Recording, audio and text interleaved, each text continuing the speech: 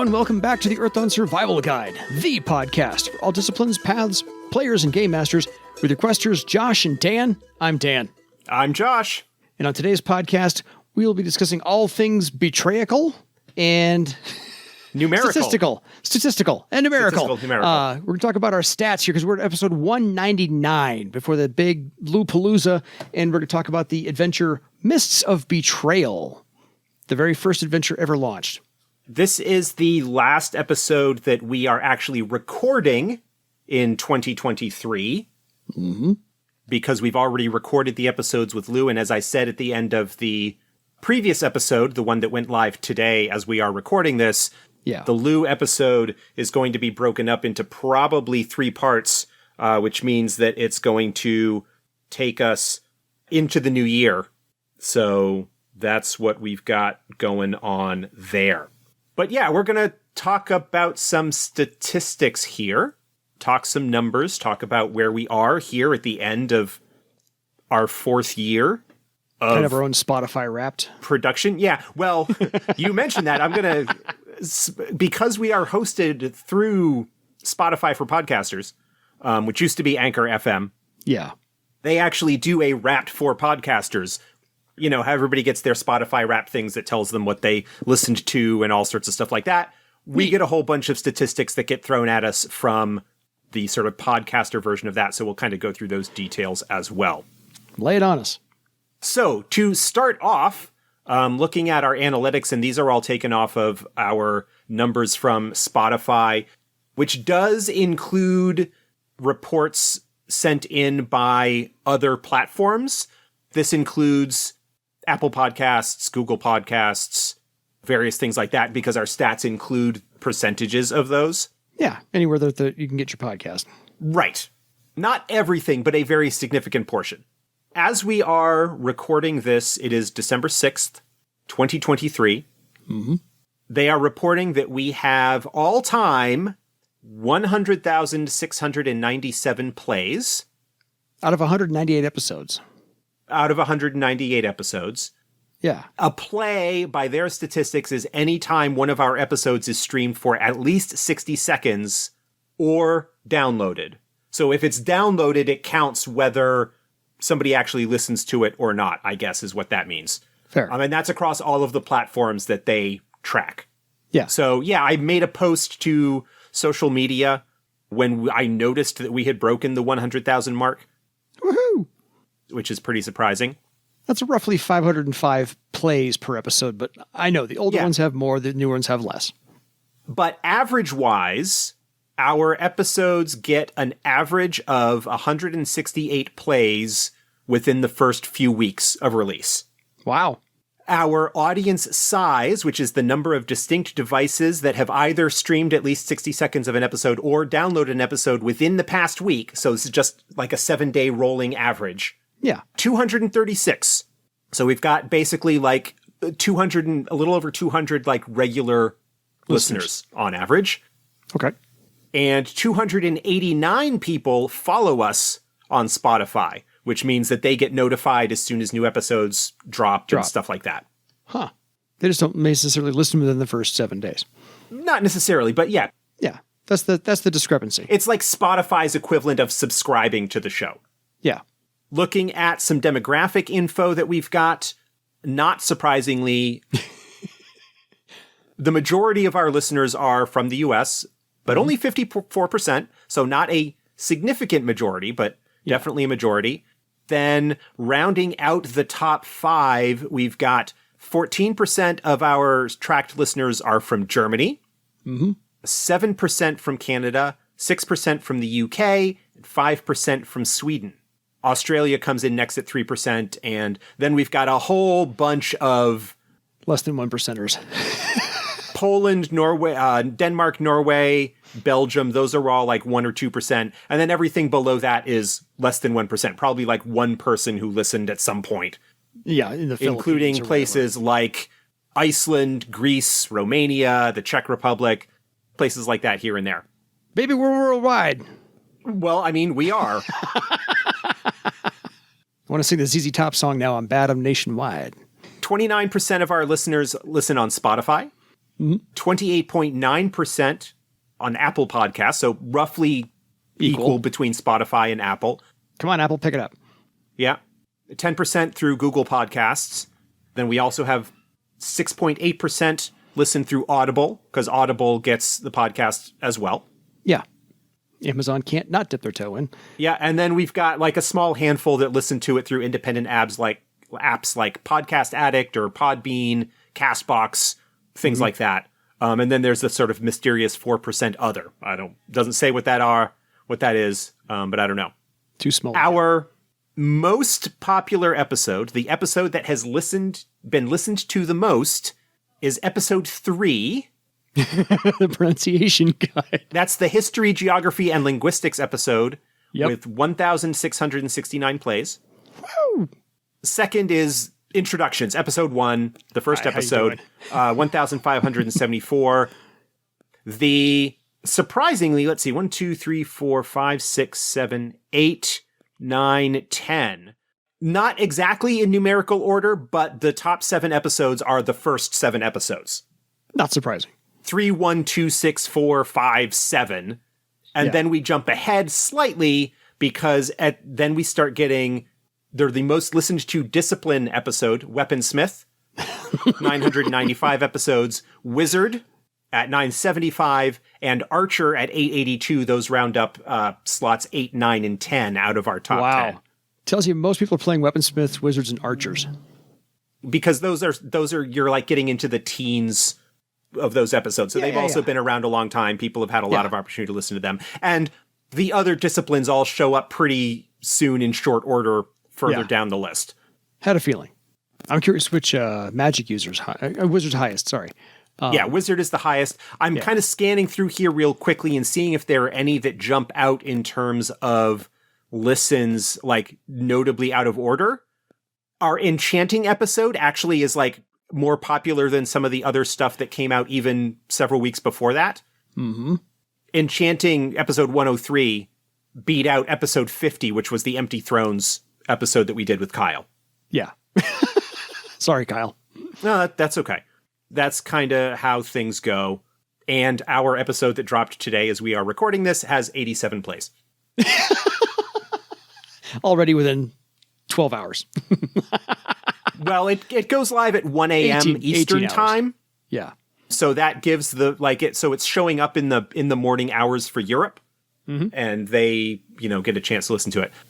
So now flipping over to our Spotify for Podcasters Wrapped.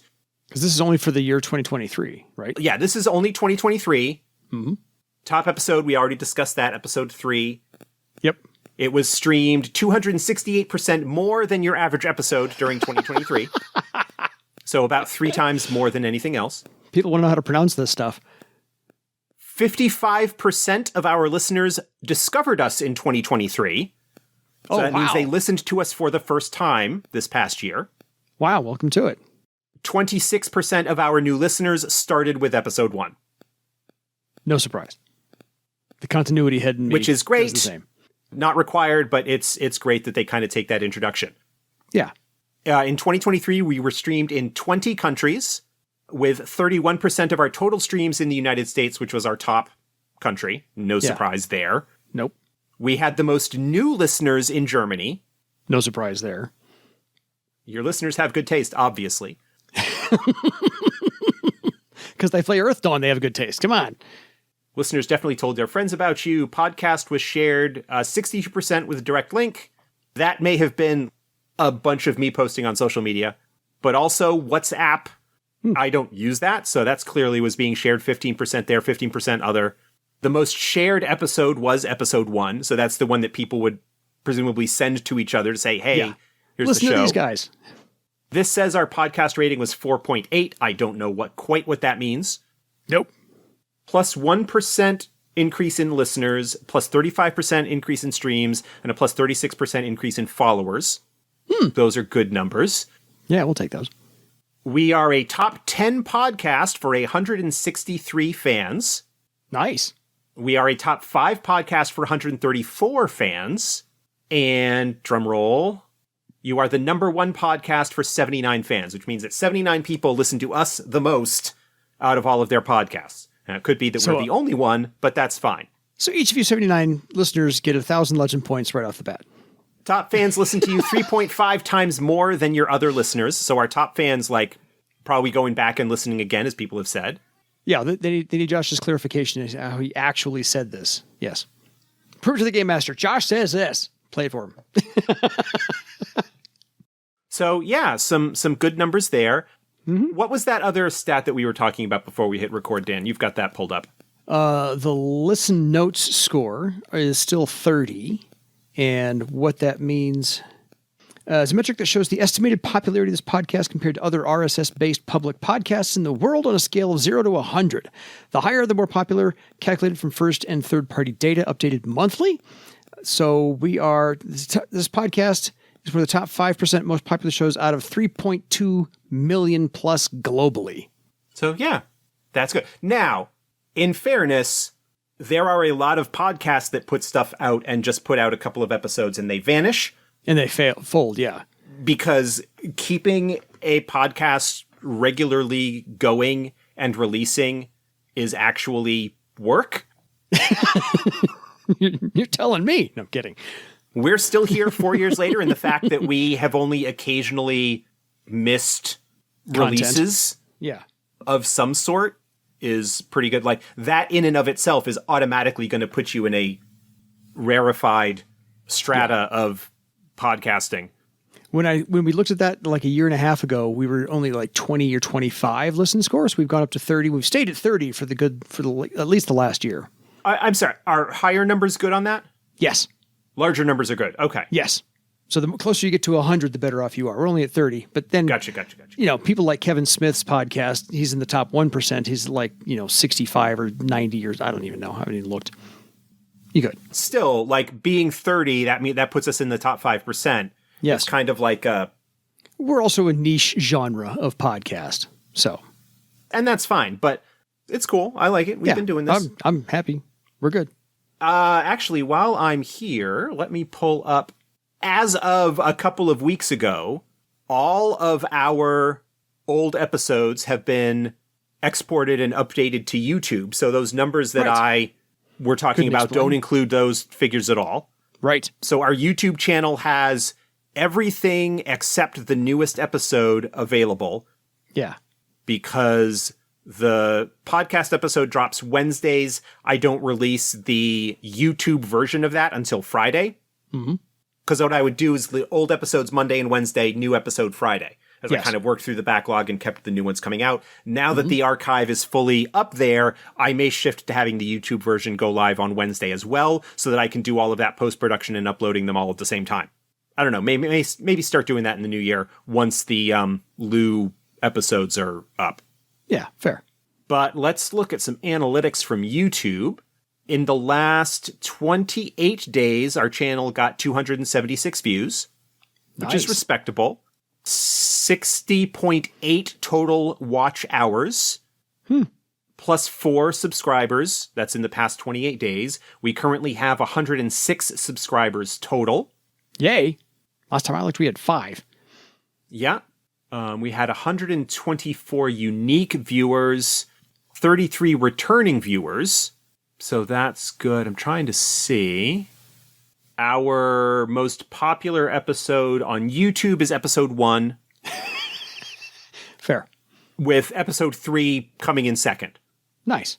Episode 1 has 214 views and episode 3 has 110. So our individual view numbers for the YouTube versions are a lot different, lower, partly because they have not been up as long. I was going to say, that's a newer format for us. It took about a little over a year to get everything updated. Yes. The first episode dropped August of 2022, so a little bit over 16 months. Yeah, 16 months, give or take. But anyway, that's good. Making it available there. There's no, aside from a couple of times, there's not really any video to watch. So it is just as easy to put it on and listen to it that way without needing to necessarily pay attention to it. Absolutely. We only have like 2 video episodes anyway. That's where we are. We appreciate everybody sticking with us. You know, we're going to keep doing this for a little bit. Yeah. Mine deep. We're starting to mine deep. Yeah, we're getting into published adventures we're going to get into here. We're going to shift into, once we complete the Renels of the Bloodwood, we're going to shift into looking at Shosara and Seriatha. Mm-hmm. Probably go through tribes. the Vasgothia book. Yeah. Maybe talk about some of the other Theran provinces from that first edition book. We've got some stuff to go to. And then if anything new comes out. Yeah. There will come a point where we're sort of done. Yeah, fair. I'm not exactly sure when that will be. I would suspect, based at the rate that we're doing stuff, that maybe, a year or two. Mm-hmm. Ish. This is sort of the thing, like, we didn't think that we would come this far. I didn't know how we were going to get past 50 episodes, much less 100, much less 150, much less 200. 200, yeah. We're still having a good time doing this. Absolutely. Appreciate y'all sticking around with us, and there will come a point where we may have to figure out what we're going to move on to. Yeah, we'll have to as tap like out a of this new eventually. project for us to fill our Wednesdays with. Just calling Josh is going to fill my Wednesday out. Yeah. That's about it. Whether we record it for the rest of you is a different story. But anyway, that'll do nicely, and we wish everybody a safe and pleasant and relaxing holiday season, whatever holiday it is, or no holiday that you may choose to celebrate here as we wrap up 2023 and go into 2024. It's been a weird few years, man. No doubt. So anyway, yeah, that's that. Fair. So enough tooting our own horn for episode 199. We'll just wrap this up, put a bow on it, and send it on its way. Kidding. We're going to talk about Mr. Betrayal next. So no more self-horn tooting. Toot toot. For the rest of the episode. So we're going to talk about the first edition Mr. Betrayal adventure, which I happened to pull off the shelf. Josh pulled his own copy off the shelf as well. Still a very sturdy book. This is 100 and it's 102 pages, 101 pages. Because 102 is an ad. 101 pages of absolute wonderful adventure. I couldn't ask for anything more for this one. So I'm going to go through the plot points. Just basically, these events are going to happen in the story. Josh is going to talk about all kinds of things that he noticed going through it. First thoughts. Well, first thoughts, I have talked, I know you've sort of talked as well on the show in the past about Mists of Betrayal and how there are some issues with it, especially in the first edition incarnation. Yeah, fair. In part because, if I'm recalling correctly, it was developed sort of in tandem with the core rules. Yeah. So, and it was very early in the process. Yeah. While some playtesting and stuff had been done of the game, the balance issues, like understanding how challenges worked, and while broadly from a mathematical standpoint you can kind of get a sense of it, was not quite as nicely tuned as later adventures would be. Yeah. This is suggested, according to the back, an Earthdawn adventure recommended for 6 to 8 characters of any discipline who have reached circles 1 through 3. Yeah. It is very rough going for Circle 1 characters. Yeah. For reasons that we will discuss when we get into specific things a little bit later. But even for like Circle 3 characters, yeah, it can be a little bit tough. Going with a larger group does mitigate some of the issues, but not all of them. Again, we'll get into specifics when we get into later things. Yeah. But there's also the framework. We're going to go through the overall plot. So, spoilers, by the way. For a 30-year-old adventure. But just in case, I know that there are people who run games pre-war, people who like running games with these old classic adventures. That's apparently become all the rage right now in D&D, is to republish all the old classic adventures and run those anew. So because there are people that are just finding the game now. Yeah.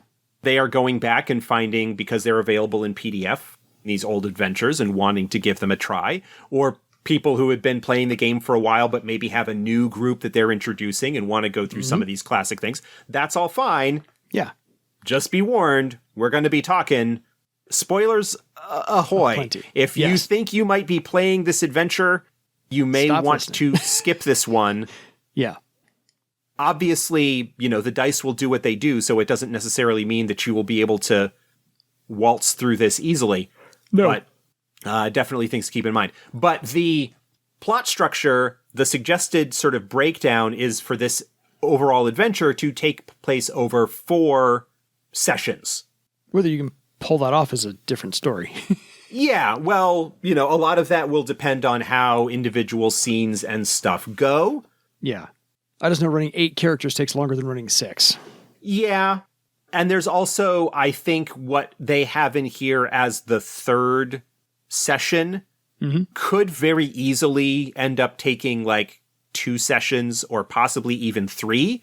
Yeah. Depending on how things go. But this is supposed to be like a pretty significant storyline. This is not a one-shot by any stretch of the imagination. No, this is 100 pages of 8.5 by 11 paper. This is a big adventure.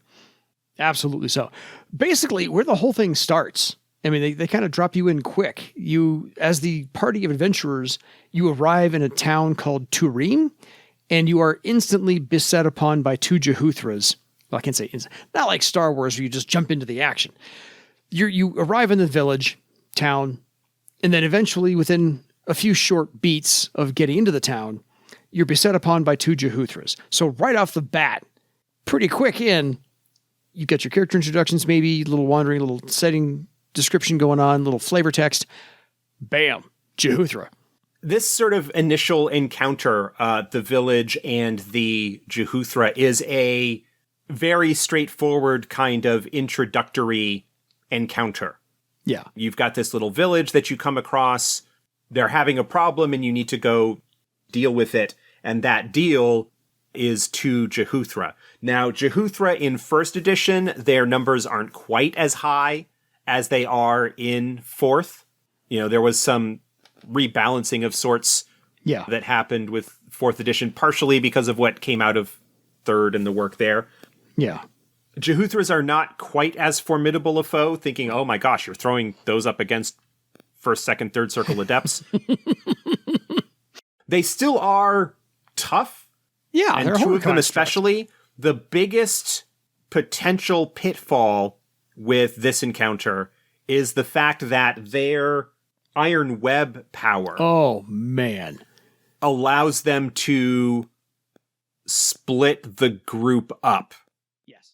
Largely, each character is going to end up isolated, in most cases, in their own pathway in the web, which makes them potentially fodder for the jehuthra. 2 of them, remember. Each of them will go scampering down a different pathway, and depending on which adept they go after, squishy magicians, troubadours, or anything like that, could have a very difficult time. The jehuthra do have 2 attacks, physical attacks per round, at an attack step of 13 with a damage step of 11. That damage step is about equivalent to what a martial character with a broadsword is likely to have. Yeah. A strength step of 6 with a broadsword puts you at a step 11 damage. Yeah. But a step 13 attack is pretty impressive. One of the things that happens with 1st edition is that defense ratings do not climb quite as quickly as they do in later editions. Yeah. When you're rolling a step, the average result, that is, about half the time you're going to be rolling the step number or higher, and an attack step of 13, especially against characters that may have lower physical defenses, like magicians or troubadours, are scouts, gonna potentially run into problems with that. I mean, physical defenses of 7 or 8 are gonna get hit pretty frequently. Yeah. And again, in 1st edition, you've got that extra, that excellent success, that armor defeating hit, which just completely disregards any armor that they might have. And again, as lower circle characters, they are not particularly likely to have much in the way of heavy protection. No. In fact, the only characters that might have thread items would be the magicians, because other disciplines don't get their thread weaving until 4th circle in 1st edition. So this is an introductory encounter, the first encounter in this adventure, sort of scripted as a kind of introductory scenario, could potentially cause a lot of problems for the group with characters potentially being seriously injured or possibly even getting killed. Yes. Again, very flavorful, fantastic, introduces a unique Earthdawn iconic creature, it's a horror construct, so is rough. You could knock it down to 1 if your party's not that adept, or that would be one thing that you could do to balance it.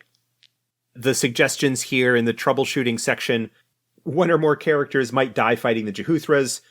The Game Master should keep careful track of how much damage each character takes and try to manage it so that none of the characters suffer fatal wounds. The Game Master may have to fudge the amount of damage done to a character, or choose not to have the Jehuthra attack a character who has taken a level of damage too near their unconsciousness or death rating. Yeah. And then, of course, after defeating the Jehuthra, the initial MacGuffin that drives the plot forward is the recovery of a magical amulet. Yeah.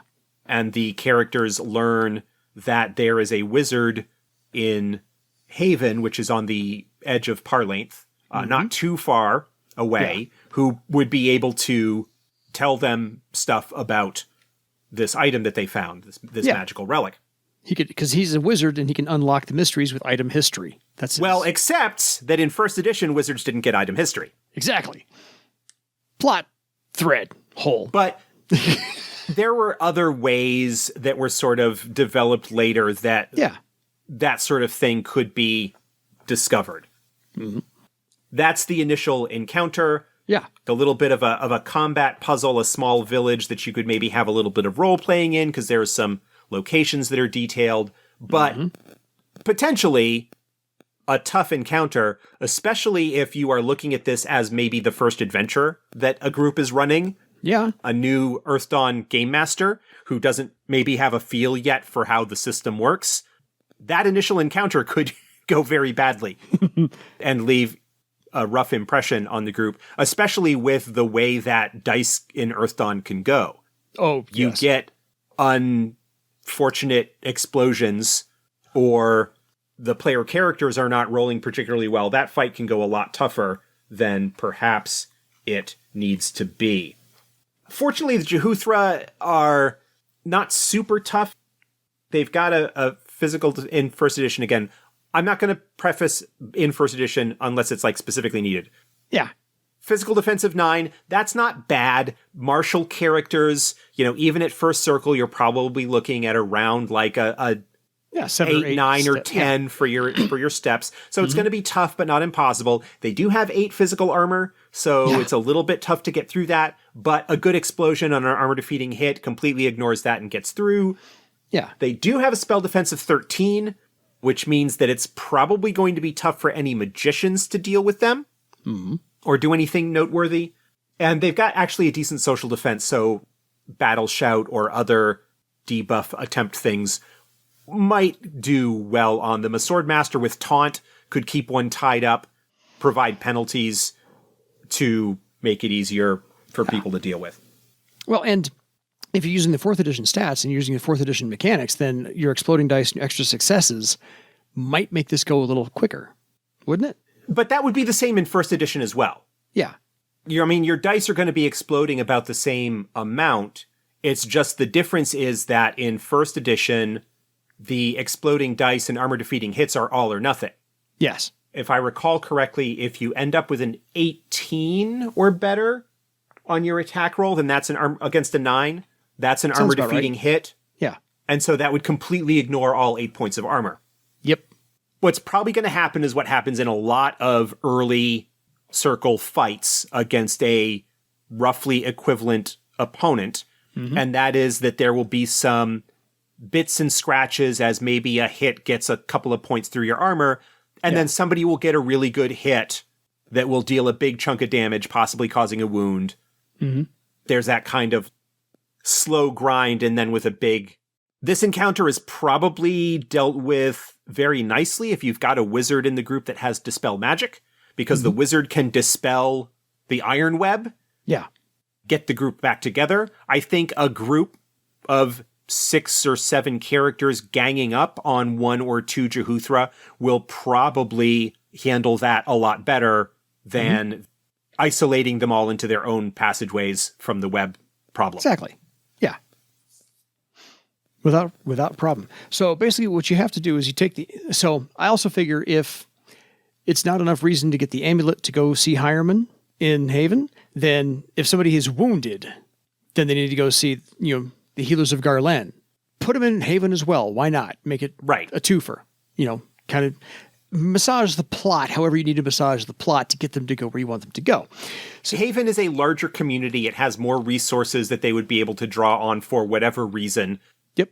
There's no real reason that they are in this area other than this is where you are kind of thing as an introductory We're starting here. Adventure. That's all there is to it.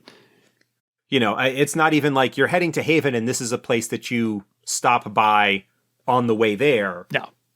We're shoehorning you on purpose. Here you are. So in exchange for delivering something to the Bloodwood, specifically to the Blood Warder Takaris, which you can find in the Elven Nations book, 4th edition, he's in there, Hireman will do all of the amulets investigation for you. And so, go ahead. Yeah, there are a couple of locations that are described in Haven that end up getting sort of shoehorned in later on to what is referred to as the Old Town. Yeah. When the Parlanthe book comes out, to kind of keep some continuity and saying, oh yeah, these places that were in Mists of Betrayal are here as well, but they're not really the focus of Haven as a community for that box set, which is fine. A shop, a forge, and Hierman lives above the forge. There's just a couple of locations like that and some NPCs. But yeah, that's the exchange. You go to Hierman and he's like, oh yeah, I can study this for you, but I have a task that you can do for me in exchange for this information. And that is take this package to the Bloodwood. Which is a several days journey to the west of Parlanthe. Exactly. So what you don't know until you get there is that you're delivering the ever-living flower. Yes. Which is kind of an important thing. Anyway, that's not here or there. It's a plot point. You don't really need to know anything else about the ever-living flower. Move on. However, wrinkle in the adventure already, and this is why I like this one, because it adds all kinds of complexities to your adventure. You are being followed by Theron spies who want to know what is being transported. And they hire highwaymen to attack you. So second combat encounter. Based upon the wrinkle of, we want to know what you're transporting. That's pretty much it. Yeah. The highwayman attack is a much easier encounter in a way than the jehuthras. Yeah. You're not fighting a horror construct. The highwaymen are non-adept characters. They've got physical and spell defense of 6. They've got just 1 attack at a step 5. Yeah. Attacked with short swords and bows. They've got very little armor. There are more of them. There's supposed to be 1 per player character, but a group of adepts should be able to handle them without too much difficulty. Yes. The Theron agent that is leading them is a second circle adept, but he prefers not to get directly involved and will retreat if things do not go well so that he can try again later. Yeah. I like the combats being, the first one's tougher, so you think you're all that, huh? Let's see how you do against a jehuthra. And then the second combat is, okay, you learned from the first adventure that you're not all that. The second combat, okay, maybe you are better against a human group or human-like group in there as well. So upon reaching the Bloodwood, you are not met by Takaris. You are met by his enemy, Kalorin. Before we even get to the Bloodwood, there is a second ambush. Oh, right. That happens in the Midland Trading Post, which is about halfway between Parlanthe and the Bloodwood. Yeah. Where basically the group stays there for the night and the place gets attacked at night. by some slightly more difficult opponents, some orc raiders. Yeah. Also hired by the same Theron agents. Again, trying to take the character's stuff, take the package that it is that they are transporting. This encounter has the wrinkle of that the characters are likely to be asleep and not armored at the time, which does make it a little bit of a more difficult fight. And there are 8 orcs, but they are not necessarily the only people that are there. So some strings might be pulled to have people come to aid in the last moment to keep people from dying. There is also a kind of adventure hook sidebar that they come across also on the road. This has a lot of like road encounters.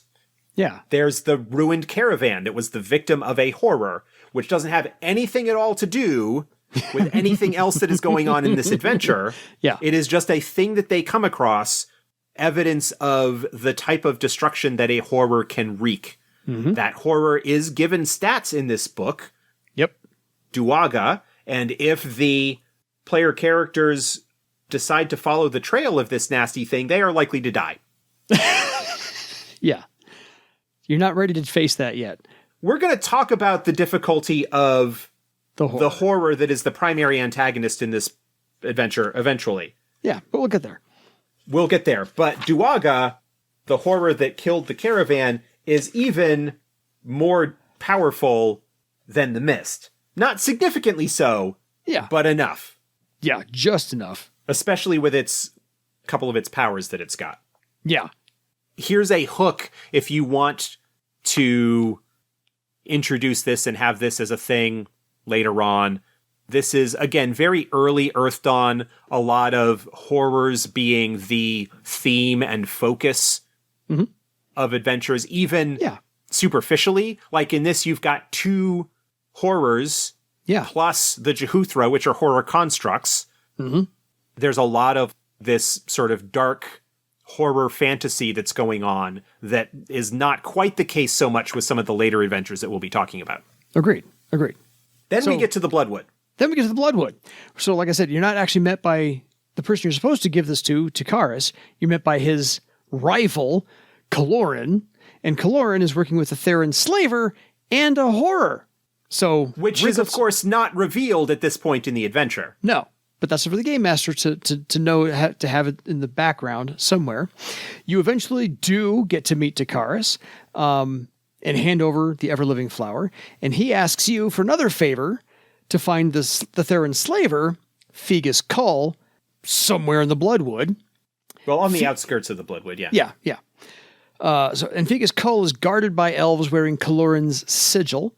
So tracking him to a cursed village of Akarem in its ruined care. And everyone in Akarem is corrupted by the horror known as the Mist. Right. Which, again, are details that we're not aware of at this point in the process. Not at all.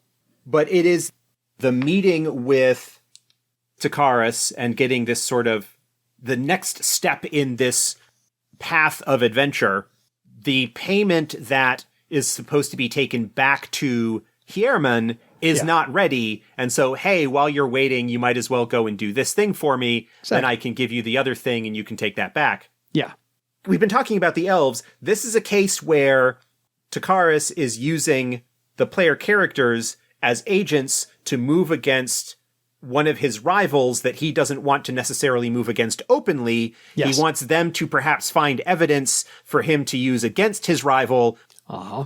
There's like sort of behind the scenes political stuff going on that the player characters are never really fully aware of. No. There's, I think, in a way, still a little bit of Shadowrun adventure design influence here, where the player characters are kind of tasked with doing stuff and not necessarily understanding everything that's going on. That's sort of like the first half is getting up to this point, getting this task, and then going after the slavers. Yeah. I mean, it's well designed from the Blood Elf perspective of, this is a political intrigue. You're my pawn. You don't get to know until maybe I have to tell you. You brought this really valuable artifact back that is going to earn me points with the queen. Yep. also, since you're here, maybe I can use you to weaken one of my rivals. Yep. And not have it come back to me specifically. And not necessarily have it come back to me. And then we have the slaver band, Fegus Cool and his slavers. Oh, yeah. Who have a bunch of slaves that they have captured. It should be fairly clear, even to a more experienced group of the size that is recommended for this, that attacking the slave caravan is probably not the wisest move to make. Yeah, logistics don't back you up on that one. There are a total of 24 slavers, a mix of orcs, humans, and trolls. None of whom individually are particularly tough. Like, they're all non-adepts. They're all defense ratings in the 6 to 8 range. Yeah. They do have a little bit more armor. They're a little bit tougher than the highwaymen were earlier on, but there are a lot of them, outnumbering the group likely 3 or 4 to 1, which will make it very, very difficult for the group to actually take them on. Doesn't mean my group didn't try. Fortunately, because they are slavers, they would not be interested in killing the characters. They would basically be interested in knocking them out and throwing them in their slave cages and taking them where they're taking everybody else. Yeah. Because it's designed at this point in the overall Mist of Betrayal adventure that the player characters are captured. They therefore need to escape and need to destroy the horror before they can actually get out of the village, because there's something about the village where they can't necessarily leave. Right. Either they are captured and dropped off in the village, or they follow the slave caravan to the village with the hope of rescuing perhaps the slaves. The caravan drops the slaves off there because the slaves are a gift to the horror. And then the caravan leaves, but you can't leave the environs of the village and the care unless the horror lets you. Yeah. And so there's this sort of hand wavium where if the characters get captured, when they get dumped off, their equipment gets dumped off with them. Yeah. Because the slavers are like, well, what are you going to do? Come after us? You can't leave once you're here. Yeah. So it's kind of hand wavy in that regard. But then we get the village with its residents. And the village itself is sort of wrapped in this fog. Yeah. Where if you try to leave, you kind of vanish into the mist and show back up, without realizing it, you sort of get turned around and walk right back into the village. Yeah. And also all of the villagers force the hand at that point, where if for whatever reason the player characters do not venture into the care, the villagers kind of force them to. And even if the player characters kill the villagers in self-defense, because the villagers are like, we're sorry, we have to do this, because they kind of know what's up as well to a certain extent, and they can't really talk about it. But even if they get killed, the horror can bring them back to life. Yes. And so then we get into sort of the bulk of the exploration of the care, which is sort of the remains of the upper citadel and the remains of sort of the underground area. And there are a lot of encounters. There's a lot of stuff that goes on. You've got a bunch of krill worms. You've got some shadowmants. Down in the catacombs, you've got ghouls and cadaver men. But there are 2 big, difficult encounters that I want to talk about. And anybody who's familiar with this adventure knows what I'm talking about. The ultimate goal is to figure out the curse that is affecting the village and how to break it so that the player characters can leave. Yes. And return to the Bloodwood with evidence of Koloran's perfidy. Yeah. But there are sort of 2 pieces to that. One, in order to break the curse, there is a specific thing that you need to do. And the only way to really learn that, the way the adventure is written, is by dealing with the spectral dancer that is in the tower. Yes. The spectral dancer is a very tough opponent. Agreed. It feels to a certain extent like the spectral dancer was created in this adventure and then they put it in the creatures rulebook rather than vice versa. I could be wrong. That actually was a question that we should have asked Lou. Right. Next time. Maybe he will post when he hears this episode to talk about that. Yeah. The Spectral Dancer has a physical defense of 20. Yeah. Low circle characters are not going to be able to affect her physically. She doesn't have any armor, but you need to beat a 20 in order to do any physical damage. Spell defense of 15. Spells aren't going to be affecting her very much. Not by much. With 8 mystic armor, mystic spells aren't really going to be doing much at all. No. And a social defense of 12. She's also got a death rating of 90 and is immune to knockdown or immune to unconsciousness. Yes. Actually defeating her in combat is not something that is going to happen. That's a fool's errand. Yes. At this power level, yeah. Her attacks are 1 spell at a spellcasting step of 20 with an effect of 23. Ooh. They're going to wreck a group really quickly if you take that approach. Yeah. It's generally set up really obviously, I think, that the idea is that you need to do what you should do with Spectral Dancers, which is try and connect with them socially, emotionally, yes, through social charisma or some other appropriate skill in order to break through their cursed undead state, and sort of assuage their pain. Because they should look like a ghost, so you really should describe it well enough that your party gets the idea that it's a ghost. Yeah. But in order to successfully do that, you need an excellent success against their social defensive. Is it excellent or extraordinary? Now I can't remember. Usually excellent. 9 times out of 10.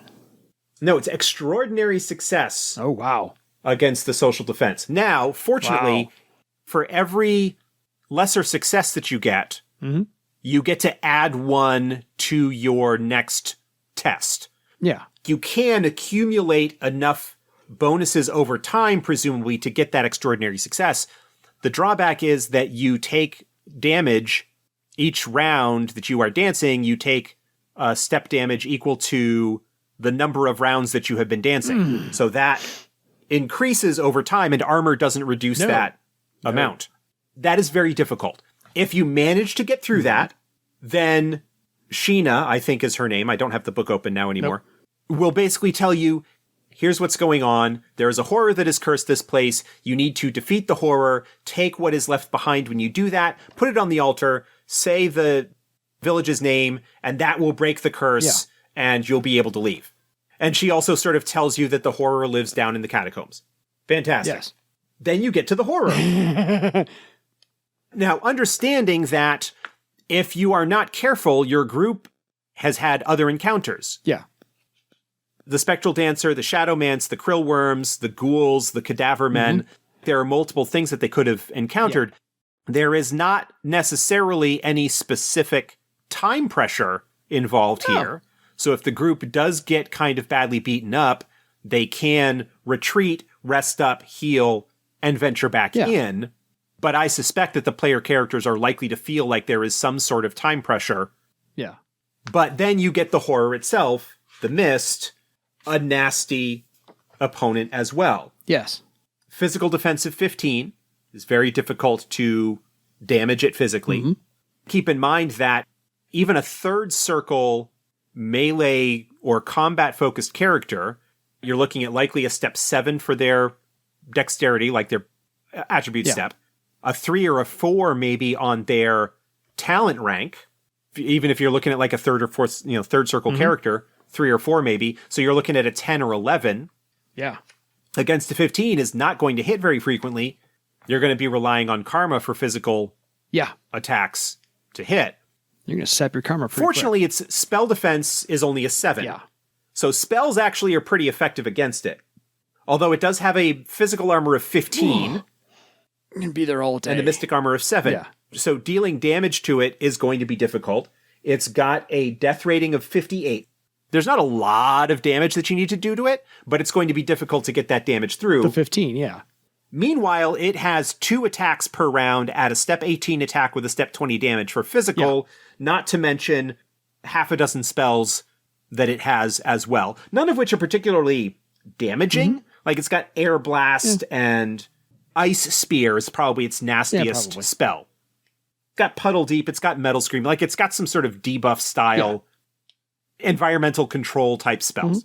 When you defeat it, it leaves like this little crystal behind. You put the crystal on the altar. You speak the name of the town, that breaks the curse, and you can leave. Yeah. You head back to the Bloodwood, you get the package of blood ivy that was promised to Hierman. Yep. You find out that Kaloran has fled. He's gone. Nobody knows kind of what's happened to him. And you take the trip back with a sort of semi-optional encounter of dealing with some orc scorchers along the way. Because why not? Because why not? It's a several days journey. Here's maybe something as like a little bit of a break.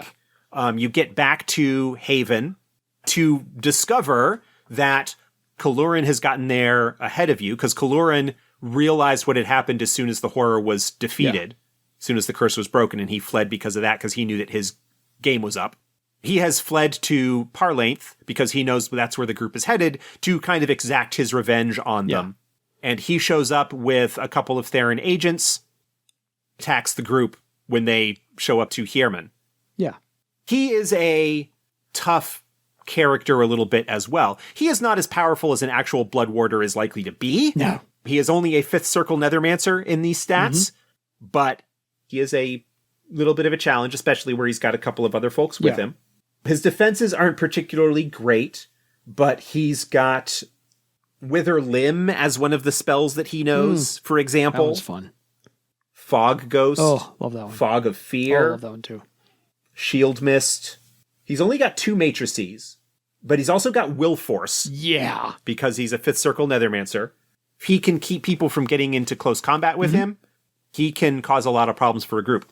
Fortunately, during the fight, the horror is able to reform itself and manifest, killing Kaloran in the process, which is, I guess, good in one way, because you no longer have to deal with the 5th Circle Nethermancer, but then you need to deal with the Mist all over again. Yes, because now it's Dwaga in full form.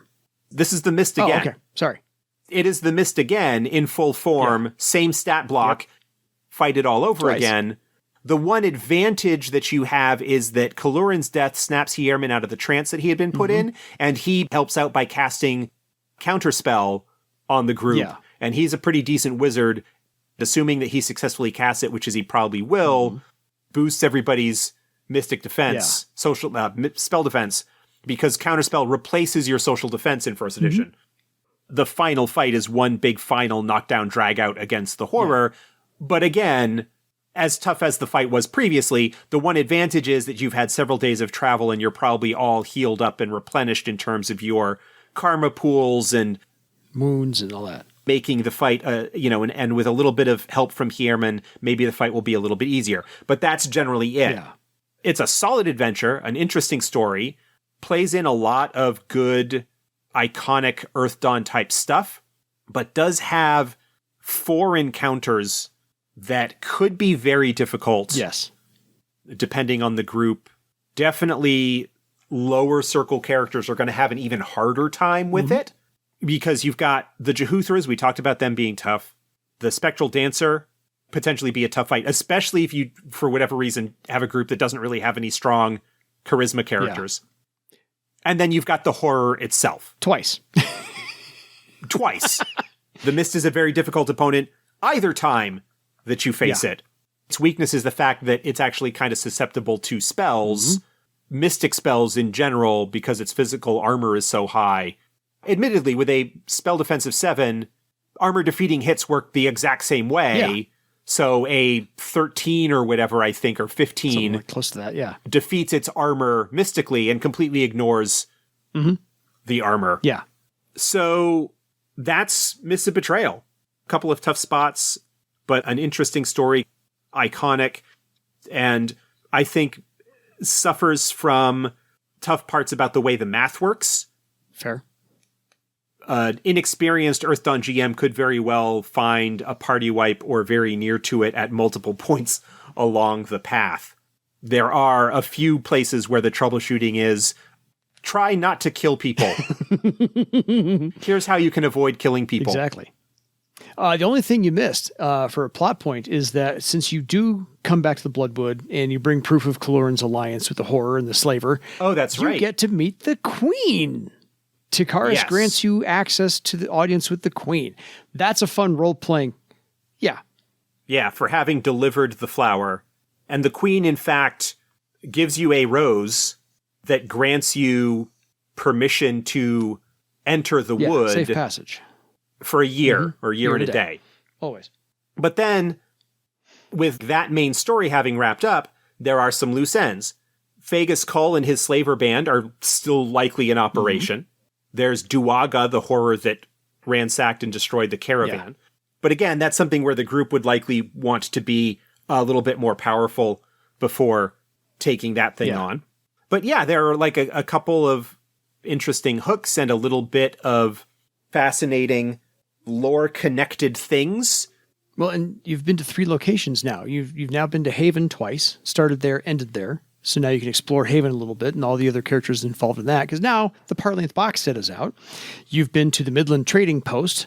There's actually an adventure later on, Woodland Whispers, I believe, written in 3rd edition, that expands upon the Midland Trading Post. And now you've been to the Bloodwood, and you've got safe passage, free passage for a year and a day, and the Bloodwood source book is out. So, and the Bloodwood is a very iconic Earthdawn location. Yeah. I mean, we've been talking about how difficult it is to sort of have groups get involved with the Bloodwood. Mm-hmm. And this is like a sort of a nice way to do it. I think this was, again, early enough that while the Bloodwood was isolationist or closed off, I don't think that the idea was solid enough at this point exactly how tough it would be. Yeah, it was still in the beginning concept stages of... I mean, you still have the Thornmen and the defenses that basically intercept anybody that is trying to come in.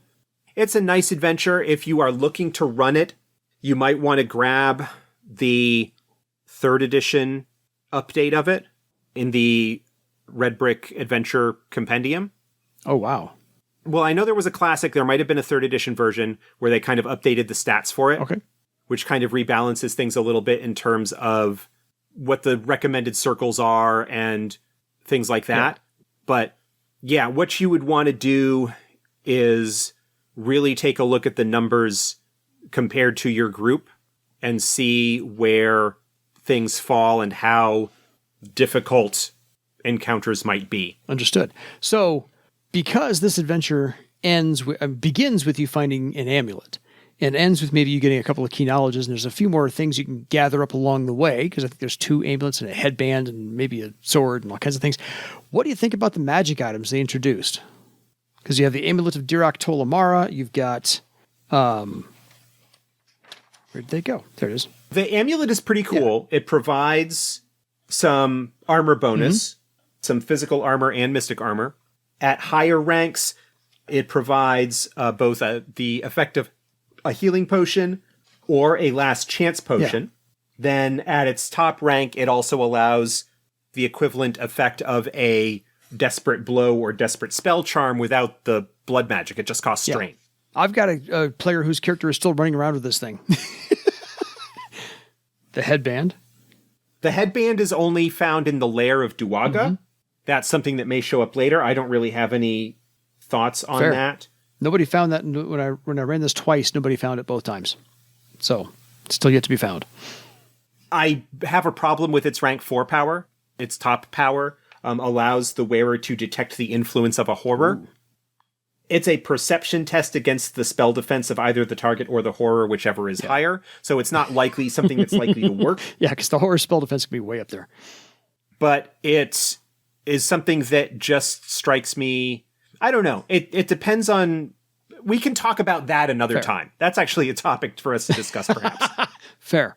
Is one of the sliders on the ability to, or ease of detecting... Horror influence. Yeah, fair. And then there is... The Staff of Akarem, the Mage Builder. The Staff of Akarem, the Mage Builder, after whom the village is named, is great for a magician, adds bonuses to spellcasting. If used as a weapon, it is a +6 step bonus to the wielder's strength. It adds a bonus to perception for detecting secret doors, magical traps, and unsafe areas. It increases spell defense when resisting elemental attacks. And at the top rank allows the wielder to summon an earth elemental. And there's stats. And there is a stat block for it, and the Earth Elemental is actually pretty decent. Mm-hmm. And then there's some rumors. Yeah, so... I mean, not bad. You get 3 magic items possible here to start your career with. And obviously, Hireman can help you out with all of those. A little hand-waving from the Game Master, because in first edition, as you said, they don't get item history, but now they do. So they can help out with that a little bit. So I have run this thing twice. You're looking at quite a bit of Legend Award as well. Yeah. Just from creatures and opponents, there's like 1,100 Legend that each character would get. Encounters. Well, those are the encounters, but the various session goals and story goals, and this actually provides an example. We've talked about the role-playing Legend Award stuff. This actually does provide role-playing / heroics suggestions. Yeah. If they do these, they get these additional Legend Awards. I mean, don't tell them they need to get them, but see if they do them on their own. Right. Anyway. There is enough Legend that is acquired over the course of the 4 sessions in this to get first circle characters, certainly into second, possibly into third. Near third, if not into third, depending on how they spend their points. It's good adventure that has some weaknesses. It has some stuff that is in there that I think is good in terms of helping set the tone and fleshing out the world.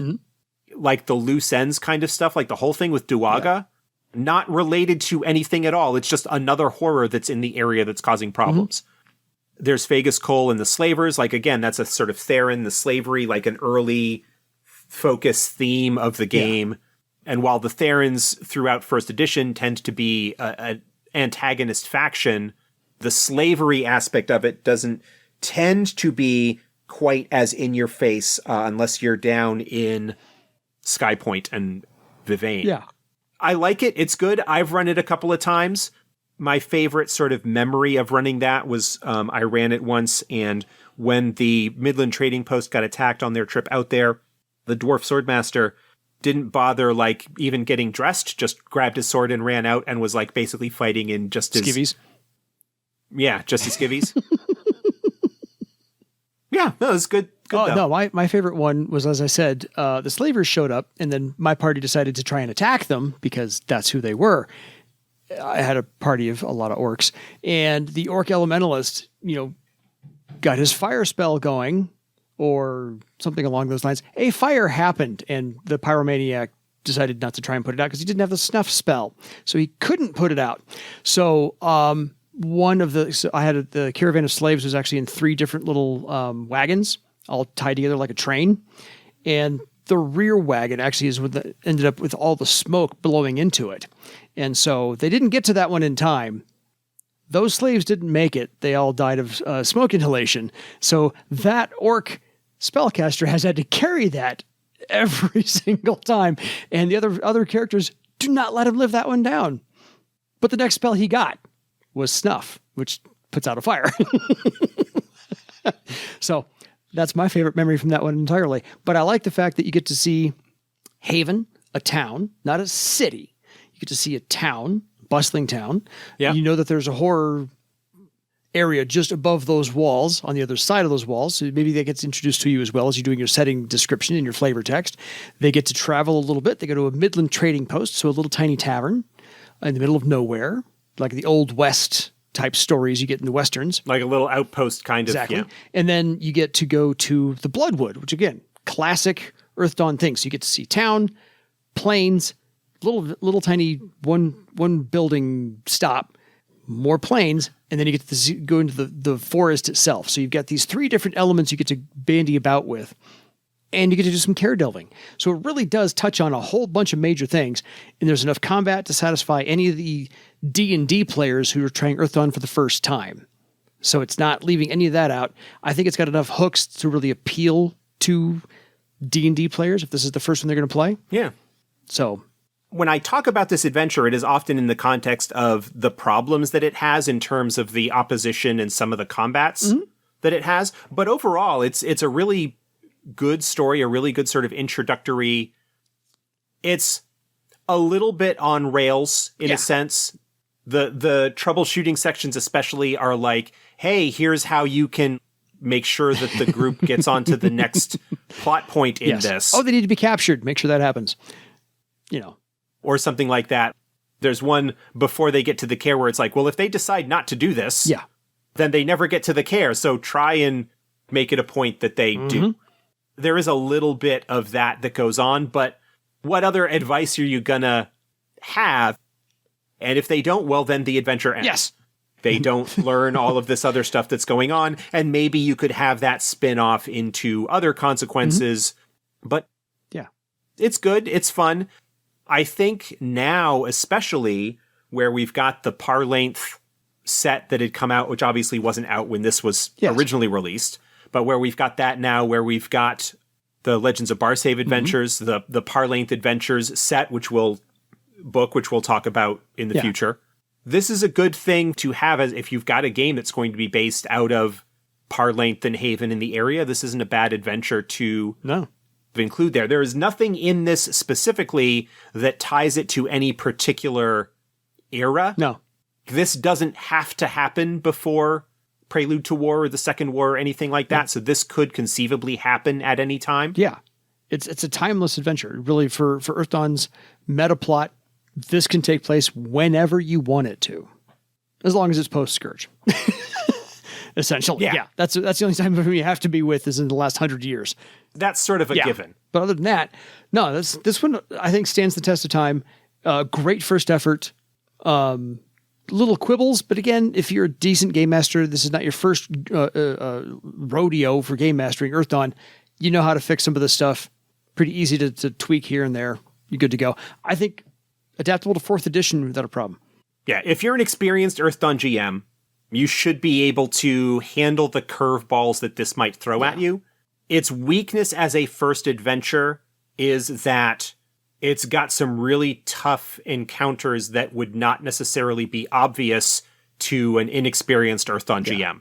One who is not familiar with the vagaries of the system might end up with fights that are, or encounters that are kind of outside of the group's capabilities and not recognizing when you need to perhaps pull your punches. Unless you want to run like a really dark, brutal, potentially fatal game, that's fine. Yeah. That's not really my thing, especially for an introductory game. No, I'm trying to... In one way, it is a good introductory adventure because it introduces or has a lot of iconic Earthdawn stuff. Both Cadavermen, Shadowmance, Krillworms, jehuthra, Horrors, the Bloodwood, all sorts of iconic Earthdawn stuff is in there.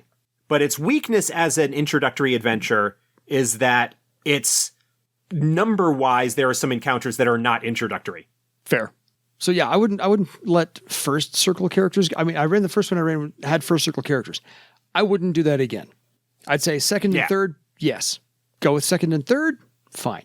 Because then at that point, they'll have some durability. They'll be a little bit more survivable. They'll have some more tricks. Their step numbers will be a little bit higher. It'll be easier for them to handle some of the challenges. And if you do it and you sort of adapt it to a 4th edition, there's a lot more synergy between disciplines as well, where characters can help each other out, like distract and things like that will allow other characters to get bonuses that might make it a little bit easier for them to deal with some of the more difficult encounters. Yeah, I would easily swap out the 4th edition jehuthra for what's in the book. And if you're going to play 4th edition system, as you should, by the way, I think it'll all work out, really. I do. I think all the encounters will be just... depending on the power level of the group, I don't remember what the challenge rating for a default jehuthra is in 4th. No. But you might want to end up scale back mask like small or one of the size modifiers to make it a smaller jehuthra, or just modify the numbers yourself. It's a journeyman 5th circle challenge rating. Yeah. If you've got a group of 3rd circle characters, you probably just want to maybe throw one of those. That makes sense. Like I said, that was the original thing I said. Scale it back to 1 jehuthra, see how they do. Because it's the first thing that they're going to do. So, yeah. Any final thoughts, anything we've not covered for Mist of Betrayal? No, I think we've covered everything pretty well, and we actually ended up going quite a bit longer on this than I thought we were going to. We took an hour on it, which is it's 100 pages of stuff to get through. It's a massive adventure. We did have like 20 minutes of talking about numerics and stats and stuff beforehand. Nope, that's it. Fair. Until next time, folks, go toot your own horn. for your legend. Good night, everybody.